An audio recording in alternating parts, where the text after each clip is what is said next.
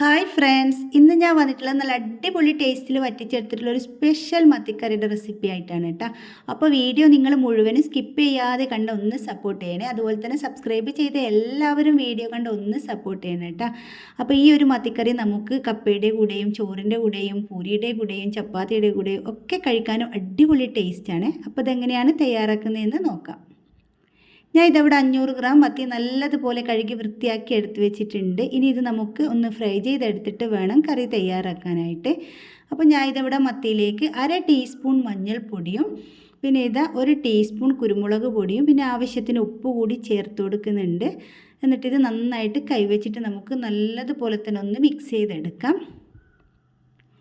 അങ്ങനെ ഇതിവിടെ നന്നായിട്ട് മിക്സ് ചെയ്ത് കൊടുത്തതിന് ശേഷം നമുക്കിത് മൂടി വെച്ചിട്ട് അരമണിക്കൂർ റെസ്റ്റ് ചെയ്യാനായിട്ടൊന്ന് മാറ്റി വെക്കാം. അപ്പോൾ ഇത് അരമണിക്കൂറിന് ശേഷം ഞാൻ ഇത് തുറന്ന് നോക്കുന്നുണ്ട് കേട്ടോ.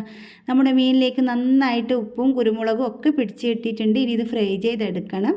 അപ്പോൾ ഞാൻ ഇതവിടെ ഒരു പാത്രം സ്റ്റൗവിലേക്ക് വെച്ച് കൊടുത്തിട്ട് ആവശ്യത്തിനുള്ള വെളിച്ചെണ്ണ ഒഴിച്ച് കൊടുത്തു. വെളിച്ചെണ്ണ കേട്ടോ എടുത്തിട്ടുള്ളത്. ഇനി ഇതാ നമുക്ക് മത്തി ഇതിൽ ഓരോന്നായിട്ട് ഇട്ട് കൊടുക്കാം. ഇനി ഇതൊന്ന് ഫ്രൈ ചെയ്തെടുക്കണം. ഒരുപാടങ്ങ് ഫ്രൈ ആക്കി എടുക്കേണ്ട ആവശ്യമില്ല, ചെറുതായിട്ടൊന്ന് ഫ്രൈ ആയി വന്നാൽ മതി. അപ്പോൾ ഇത് ഒരു ഭാഗം ഇവിടെ ഫ്രൈ ആയി വന്നിട്ടുണ്ട്. ഇനി നമുക്കിത് തിരിച്ചിട്ട് കൊടുക്കാം. അങ്ങനെ ഇതാ നമ്മുടെ മത്തി ഞാൻ ഇതവിടെ തിരിച്ചിട്ട് കൊടുത്തിട്ടുണ്ട്. ഇനി ഈ ഒരു ഭാഗം ഫ്രൈ ആയി വരുന്ന സമയം കൊണ്ട് നമുക്കിതിലേക്ക് കുറച്ച് ചെറിയ ഉള്ളിയും അതുപോലെ തന്നെ ഒരു ചെറിയ കഷ്ണം ഇഞ്ചിയും 2 പച്ചമുളകും 2-3 അല്ലി വെളുത്തുള്ളി കൂടി എടുത്തിട്ടുണ്ട്. ഇതൊന്ന് ചതച്ചെടുക്കണം. അപ്പോൾ ഇതാ ഞാൻ ഇതെല്ലാം ഇവിടെ നല്ലതുപോലെ തന്നെ ചതച്ചെടുത്തിട്ടുണ്ട്. നമ്മൾ കട്ട് ചെയ്തെടുക്കുന്ന സമയത്ത് വേറെ തന്നെ ഒരു ടേസ്റ്റാണ്, എല്ലാം തന്നെ ചതച്ചെടുക്കുന്ന സമയത്ത് വേറൊരു ടേസ്റ്റ് കേട്ടോ. അങ്ങനെ ഇത് ചതച്ചിട്ട് തന്നെ ഈ ഒരു കറി തയ്യാറാക്കണം. അപ്പോൾ ഈ ഒരു സമയം കൊണ്ട് നമ്മുടെ മത്തി ഇവിടെ നല്ലതുപോലെ തന്നെ ഫ്രൈ ആയി വന്നിട്ടുണ്ട്. ഇനി നമുക്ക് കറി തയ്യാറാക്കാം. ഞാൻ ഇതവിടെ ഒരു പാത്രം സ്റ്റൗവിലേക്ക് വെച്ച് കൊടുത്തു. ചൂടായി വരുന്ന സമയത്ത് ഇതിലേക്ക് 2 ടേബിൾ സ്പൂൺ വെളിച്ചെണ്ണ ഒഴിച്ച് കൊടുത്തു. വെളിച്ചെണ്ണ നന്നായിട്ട് ചൂടായി വരുമ്പോൾ നമ്മൾ ചതച്ചെടുത്ത് വെച്ചിട്ടുള്ള ഇഞ്ചി വെളുത്തുള്ളി പച്ചമുളക് വെളുത്തുള്ളി എല്ലാം ചേർത്ത് കൊടുക്കുക. എന്നിട്ട് ഇതെല്ലാം ലോ ഫ്ലെയിമിലിട്ട് നമുക്ക് നല്ലതുപോലെ തന്നെ ഒന്ന് വഴറ്റിയെടുക്കണം. അപ്പോൾ എൻ്റെ വീഡിയോ നിങ്ങൾ ഇതുവരെ സബ്സ്ക്രൈബ് ചെയ്യാതെയാണ് കണ്ടിട്ടുണ്ടെങ്കിൽ ഒന്ന് സബ്സ്ക്രൈബ് ചെയ്ത് സപ്പോർട്ട് ചെയ്യണേ. അതുപോലെ തന്നെ കണ്ടുകൊണ്ടിരിക്കുന്ന സമയത്ത് നിങ്ങൾക്ക് ഇഷ്ടമാവുകയെന്നുണ്ടെങ്കിൽ ഒന്ന് ലൈക്ക് ചെയ്യാനും മറക്കരുത് കേട്ടോ. അങ്ങനെ ഇതെല്ലാം ഇവിടെ നല്ലതുപോലെ തന്നെ വഴന്ന് വന്നിട്ടുണ്ട്. ഇനി നമുക്കിതിലേക്ക് പൊടികൾ ചേർത്ത് കൊടുക്കാം. ഞാൻ ഇവിടെ 2 ടീസ്പൂൺ നിറയെ തന്നെ മുളക് പൊടി ചേർത്ത് കൊടുക്കുന്നുണ്ട്. അപ്പോൾ നിങ്ങൾക്ക് എത്രത്തോളം എരിവ് വേണമെന്ന് വെച്ചാൽ അതിനനുസരിച്ച് ചേർത്ത് കൊടുക്കുക കേട്ടോ. പിന്നെ ഇതിലേക്ക് 1/2 ടീസ്പൂൺ മഞ്ഞൾപ്പൊടിയും 1 ടീസ്പൂൺ മല്ലിപ്പൊടി കൂടി ചേർത്ത് കൊടുക്കാം. ഇനി ഇതെല്ലാം ലോ ഫ്ലെയിമിലിട്ടിട്ട് വേണം പൊടികൾ ചേർത്ത് കൊടുക്കാം. എന്നിട്ട് ഇതെല്ലാം കൂടി നല്ലതുപോലെ തന്നെ ലോ ഫ്ലെയിമിലിട്ടിട്ട് വഴറ്റി കൊടുക്കാം. ആ ഒരു പൊടികളുടെ പച്ചക്കുത്തലൊന്ന് മാറി വരട്ടെ കേട്ടോ. അങ്ങനെ ഞാൻ ഇതിവിടെ നല്ലതുപോലെ തന്നെ വഴറ്റി കൊടുത്തിട്ടുണ്ട്. ഇനി നമുക്കിതിലേക്ക് പുളിവെള്ളം ഒഴിച്ചു കൊടുക്കാം. പുളിയും ഒരു കറക്റ്റ് അളവൊന്നും പറയുന്നില്ല. പുളിയൊക്കെ നമുക്ക് ഓരോരുത്തരുടെ താല്പര്യത്തിനനുസരിച്ചിട്ട് എത്രത്തോളം വേണമെന്ന് വെച്ചാൽ കൂട്ടിയും കുറച്ചൊക്കെ എടുക്കാം. അങ്ങനെ പുളിവെള്ളം കൂടി ചേർത്ത് കൊടുത്തിട്ട് ഞാൻ ഇവിടെ നല്ലതുപോലെ തന്നെ മിക്സ് ചെയ്ത് കൊടുക്കുന്നുണ്ട്. ഇനി നമുക്കിതിലേക്ക് 1 കപ്പ് വെള്ളം ഒഴിച്ചു കൊടുക്കാം.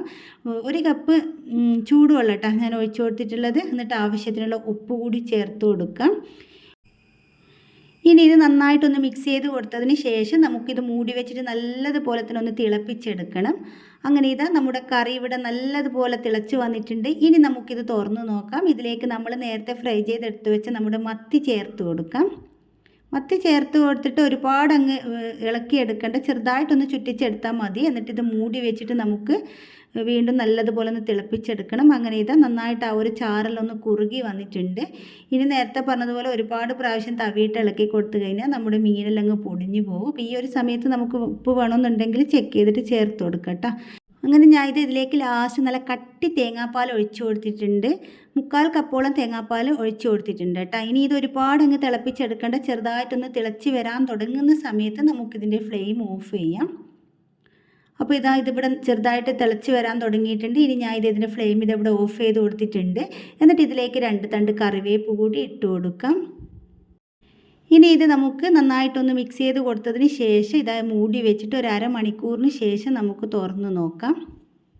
അപ്പോൾ നമ്മളെപ്പോഴും മീൻകറി തയ്യാറാക്കിയിട്ട് ഒരു അരമണിക്കൂർ 1 മണിക്കൂറെങ്കിലും കഴിഞ്ഞിട്ട് കഴിക്കാനായിട്ട് ശ്രദ്ധിക്കണം കേട്ടോ. അങ്ങനെയാണെങ്കിൽ നല്ല അടിപൊളി ടേസ്റ്റ് ആയിരിക്കും.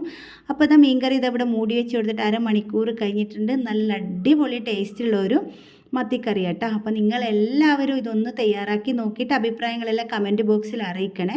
അപ്പോൾ ഇത് നമുക്ക് കപ്പയുടെ കൂടെയും ചോറിൻ്റെ കൂടെയും ചപ്പാത്തിയുടെ കൂടെയും ദോശയുടെ കൂടെയും എല്ലാറ്റിൻ്റെ കൂടെ കഴിക്കാനും അടിപൊളി ടേസ്റ്റാണ്. അപ്പോൾ വീഡിയോ നിങ്ങൾക്ക് എല്ലാവർക്കും ഇഷ്ടമായിട്ടുണ്ടാവും എന്ന് വിചാരിക്കുന്നു. ഇഷ്ടപ്പെട്ടിട്ടുണ്ടെങ്കിൽ എന്നും പറയുന്നത് പോലെ തന്നെ ലൈക്ക് ചെയ്യാനും ഷെയർ ചെയ്യാനും സബ്സ്ക്രൈബ് ചെയ്യാനും ഒന്നും മറക്കരുത് കേട്ടോ. നിങ്ങളുടെ കുക്കിംഗ് ഇഷ്ടപ്പെടുന്ന എല്ലാ ഫ്രണ്ട്സിനും ഫാമിലി ഗ്രൂപ്പുകളിലൊക്കെ ഒന്ന് ഷെയർ ചെയ്ത് കൊടുത്ത് സപ്പോർട്ട് ചെയ്യണേ. അപ്പോൾ നമുക്കിനി പുതിയൊരു വീഡിയോ ആയിട്ട് വീണ്ടും കാണാം.